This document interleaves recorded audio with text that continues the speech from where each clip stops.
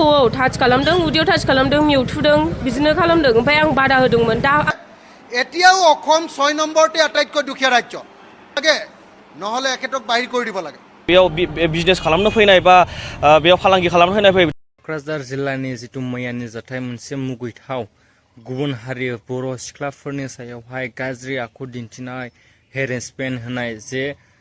little सार'जिनी जिथु नगर गलानि जिथु बिगोमा दा मा जाखो बैनि आपडेटआ मा जाखो नोंथांमोना नैबे भिडिअनि गेजेरजों फोरमायगोन लोगोसे बनसुनिफ्राय गोख्रों रावजोंहाय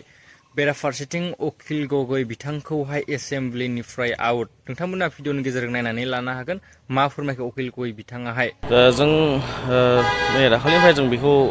तदन्त खालामबाय थादोंमोन आरो बिथाङा एफआइआर होनाय हिसाबै जोंनि मैया दाबि दैखांनाय बिथां माने राजस्थाननिफ्राय फैनानै जिथु बिजनेस खालामनो फैदोंमोन जिथु लिटिल सार'जिनी नगर होननानै जिथु क'क्राझारनि जोंना पिडब्लिउडि बड'लेण्ड गेस्ट हाउसनि अपोजिटआव थानाय बेयाव बिथाङा बिजनेस खालामबाय थादोंमोन जिथु अमृता राजथगि बिथांखौ क'क्राझार पुलिसा जों एरेस्ट खालामबाय हमबाय होननानै जों खोनादों जों साबायखर बावो क'क्राझार पुलिस आरो आसाम पुलिस बिथांमोनखौ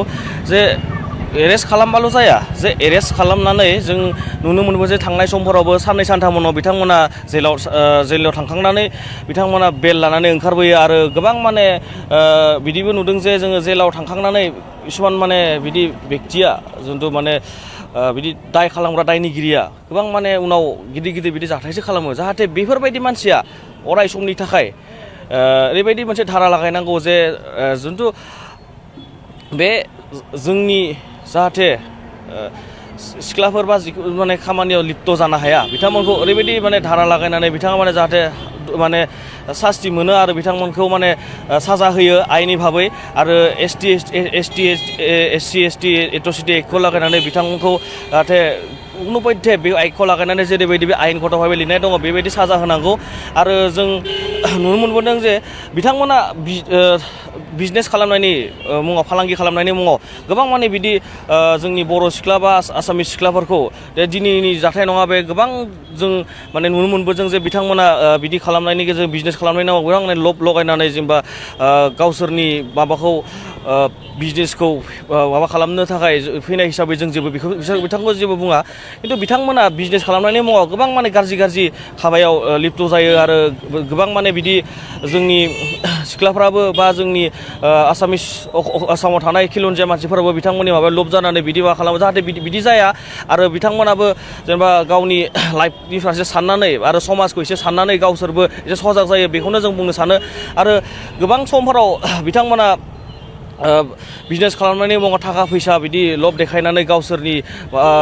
बेखौ देहा सोलेर बेखौ बिदि गथायनो हानायबो जों गोबां नुनो मोन्दों दा बिनि सायाव बिथांमोना खदाग जानांगौ आरो बिमा बिफाफोराबो बेखौ साननांगौ जे बियो गावनि गथ'आ मा खालामदों बहा थांदों मा बेरायदों ना मादों बेखौबो बिथांमोना सुलाद लानांगौ जाहाथे सास्ति हिसाबैथ' जों बिथांखौ जेरैबायदि दाखालि एफआइआर होनाय हिसाबै जोंनि मैया दाबि दिखांनाय बिथांखौ एरेस्ट खालामबाय बे हिसाबै बिथाङा जाहाथे बेल मोना नन बेलेबल मोनसे धारा लागायनानै ओमफ्राय ट्राइबेल एसटि एट्रसिटि एक्टखौ बेखौबो बिनि सायाव सरजाबफानानै बेखौ आयेन गथ'भाबै साजा होनांगौ जाहाथे बिथाङा साननै सानथामनि उनावनो बेल लानानै उदां अख्राङाव बेरायबाय थाया बेखौनो जों दाबि दैखांदों आरो जों बर' माहारि फरायसा आफाद जानानै बेखौनो बुङो जे गासैबो जोंनि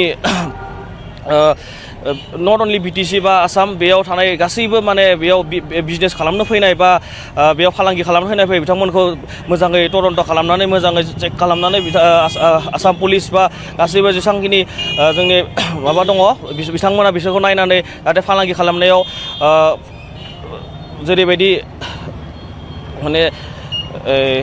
भेरिफिकेसन खालामो बेबायदिनो जेनेबा भेरिफिकेसन खालामनानै बिथांमोनखौ बिजनेस खालामो जोंहा बुंनांगौ गैया एज ए स्टुडेन्ट अर्गेनाइजेसन बेखौनो बुंनो जों सानो আজি মোক সদনৰ পৰা গোটেই দিনটোৰ কাৰণে বহিষ্কাৰ কৰিছে